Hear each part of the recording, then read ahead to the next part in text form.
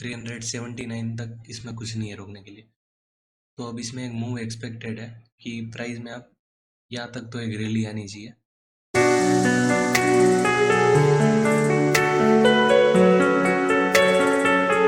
Hello दोस्तों, तो आज मैं आपको पेट्रोनेट के बारे में बताऊंगा।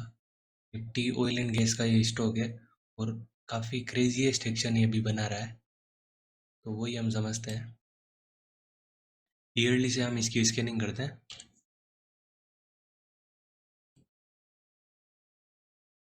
तो 2004 में ये स्टॉक ओपन होता है और यहाँ पे एक लेआउट कैंडल बनती है।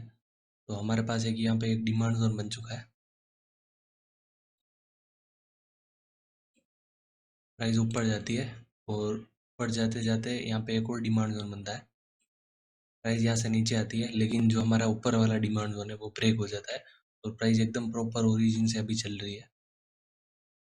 ऊपर जाते जाते प्राइस में यहाँ पे एक और डिमांड जोन बनता है। अगेन प्राइस ऊपर जाती है और प्राइस में यहाँ पे एक और डिमांड जोन बनता है।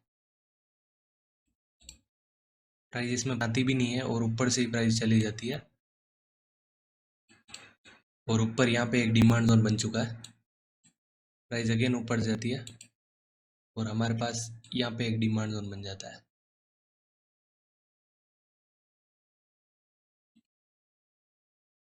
तो हम कह सकते हैं कि प्राइस अभी ईयरली के डिमांड जोन से चल रही है। और ऊपर हम देखें तो हमारे पास ईयरली का एक सप्लाई जोन भी है। तो प्राइस हमारे अभी इस सप्लाई जोन के अंदर है और यहीं से नीचे आ रही है। और जो ये सप्लाई जोन है वो मतलब किसी सेलिंग प्रेशर की वजह से नहीं बना है। स्टॉक जुलाई 2017 में ये स्प्लिट हुआ था, उसी की वजह से ये रेड कैंडल बनी है। मतलब ये किसी सेलिंग की वजह से डाउन नहीं आया है, ये स्प्लिट की वजह से ये रेड कैंडल ईयरली पे बनी है। प्राइस अभी इसी ईयरली के जोन में आई है और यहाँ से प्राइस में एक लंबा मतलब ऑलमोस्ट 6 साल इसमें कंसोलिडेशन चला है और अब जाके एक कैंडल बनी है। तो एक मैं यहाँ पे EMA मार्क कर देता हूँ। हम हाफ ईयरली पे चलते हैं।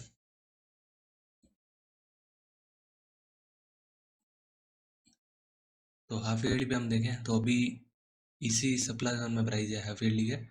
मतलब यहाँ पे कोई प्रॉपर सप्लाई जोन नहीं है, लेकिन स्प्लिट की वजह से जो है कैप बन गई है। तो ये ऐसे ईयरली पे सप्लाई जोन दिखा है।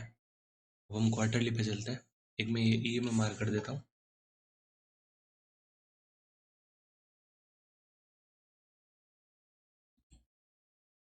अब हम क्वार्टरली पे चलते हैं। तो प्राइस अभी इसी जोन में है, लेकिन ये कोई सप्लाई जोन नहीं है। ये स्टॉक स्प्लिट हुआ है तो ये कैंडल बनी है। तो हम एक ऐसे ही रेफरेंस के लिए एक ओरिजिन पॉइंट मार्क कर देते हैं।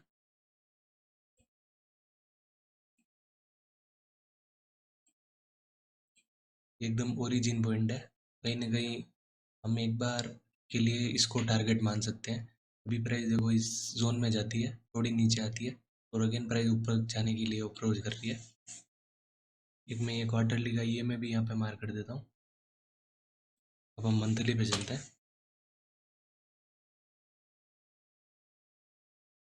मैं मेरे वीडियो में ये बोलता रहता हूँ कि जब भी प्राइस हमारे बड़े टाइम फ्रेम के डिमांड जोन में आती है तो छोटे से छोटे जो डिमांड जोन होते हैं वो भी फॉलो होते हैं। तो वही मैं आपको लाइव बताता हूँ।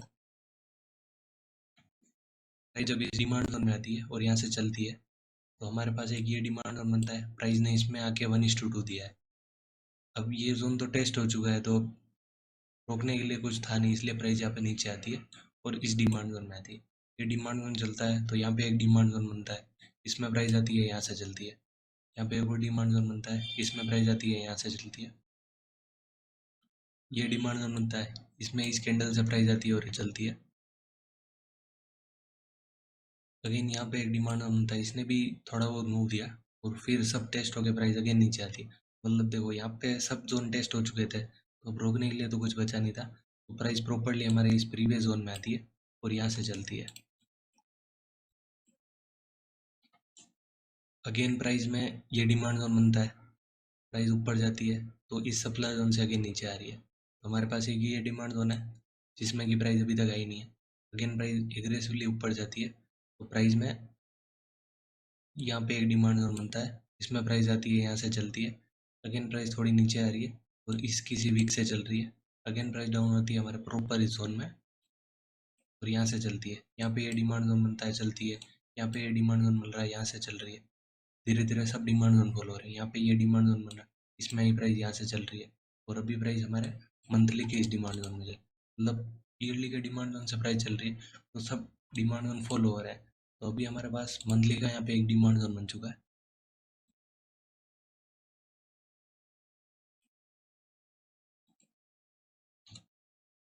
ये भी मार्क करता हूँ मैं। प्राइस अभी यहाँ से आप देखना प्राइस धीरे धीरे नीचे आती है और प्राइस हमारे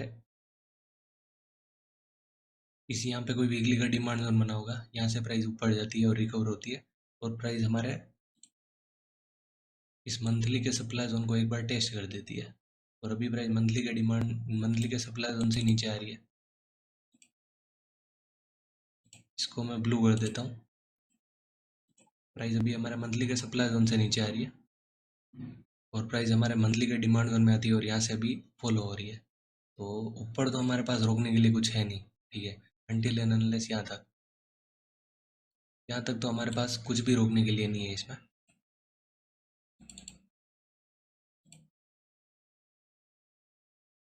येलो कर देता हूँ मैं इसको।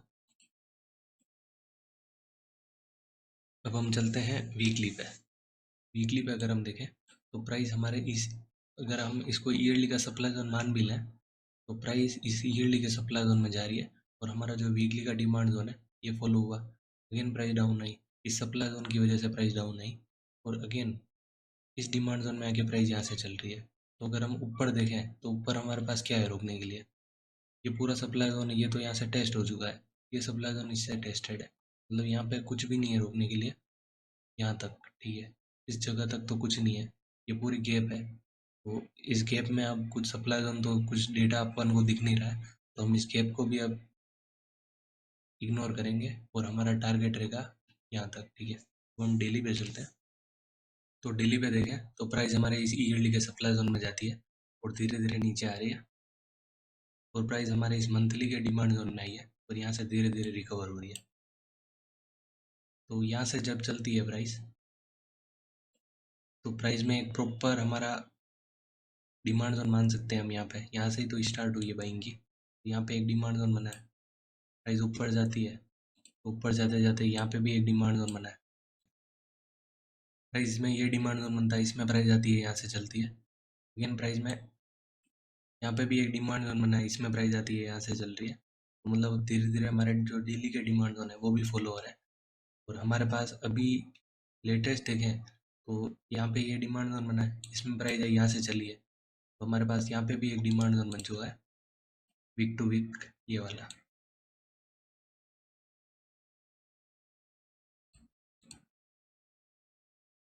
ये वाला हमारे पास डिमांड जोन बन चुका है, प्लस हमारा डेली का ईएमए भी यहाँ पे है।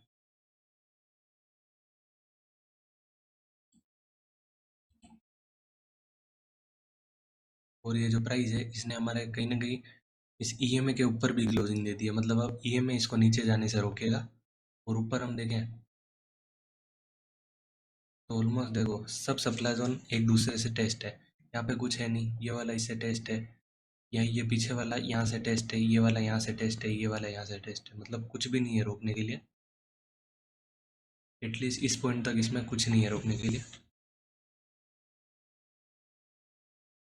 379 तक इसमें कुछ नहीं है रोकने के लिए।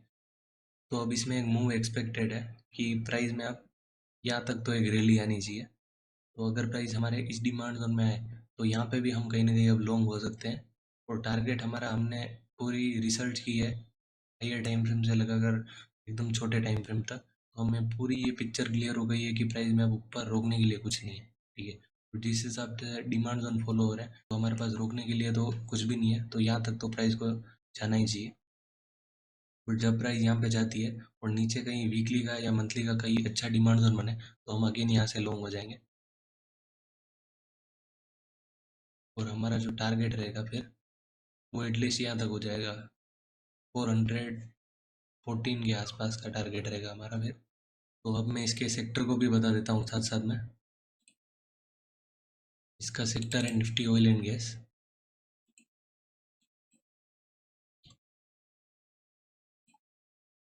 मैं दोनों चार्ट को एक साथ खोल लेता हूँ। तो मैंने दोनों चार्ट यहाँ पे खोल लिए। इस साइड तो हमारा पेट्रोनेट है और इस साइड हमारा निफ्टी ऑयल एंड गैस है। तो हम हमारे निफ्टी ऑयल एंड गैस में देखें तो प्राइस नीचे आती है और हमारे इस जोन में प्रॉपर आए बिना ऊपर से ही चल रही है। और हमारा जो ये सप्लाई जोन है ये टेस्ट करके प्राइस अगेन नीचे आती है, अगेन प्राइस ऊपर जा रही है और अगेन अब नीचे आके यहाँ से चल रही है। तो हमारा ये सप्लाई जोन भी कहीं ना कहीं टेस्ट हो चुका है। तो अगर प्राइस में यहाँ पे एक कैंडल बनती है कल, ठीक है, यहाँ पे ऐसे एक कैंडल बनती है तो हमारे पेट्रोनेट भी यहाँ से भाग जाएगा, ठीक है। और अगर ये कैंडल नहीं बनती और इस सप्लाई जोन की वजह से प्राइस नीचे आती है इस डिमांड जोन में, या फिर हमारा जो ये पीछे ये डिमांड जोन बना हुआ है इसमें प्राइस यहाँ पे कल आती है इस जगह, और यहाँ से अगर मूव आता है और हमारा जो ये पेट्रोनेट है वो भी कहीं ना कहीं कल इस डिमांड जोन में आता है, और अगर ये निफ्टी ऑयल एंड गैस यहाँ से भागेगा तो इस डिमांड जोन से हमारा पेट्रोनेट भी भाग जाएगा। और टारगेट हमारे पास पता है हमें कि यहाँ तक कुछ रोकने के लिए नहीं है, तो प्राइस में यहाँ तक एक मूव आ सकता है। मतलब ऐसा नहीं कि यहाँ से डायरेक्ट इतनी बड़ी कैंडल बन जाएगी, प्राइस धीरे धीरे जाएगी, लेकिन हमें पता है कि रोकने के लिए कुछ नहीं है। तो प्राइस धीरे धीरे ऐसे ऐसे करके धीरे धीरे ऊपर भाग जाएगी।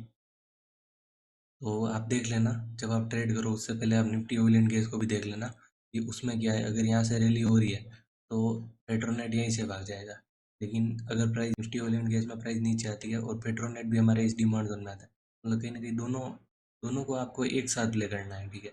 मतलब जब दोनों एक साथ को रिलेट करेंगे तो आपको टारगेट मिलने में टाइम नहीं लगेगा, मतलब फटाफट टारगेट मिल जाएगा। अच्छा स्टॉक है ये, इसको आप अपनी वॉच लिस्ट में ऐड करो और इस पे रेगुलर ट्रेडिंग करते रहो। कहीं ना कहीं ये मस्त स्टॉक लग रहा है और कहीं ना कहीं इसमें एक बहुत बड़ा टारगेट है।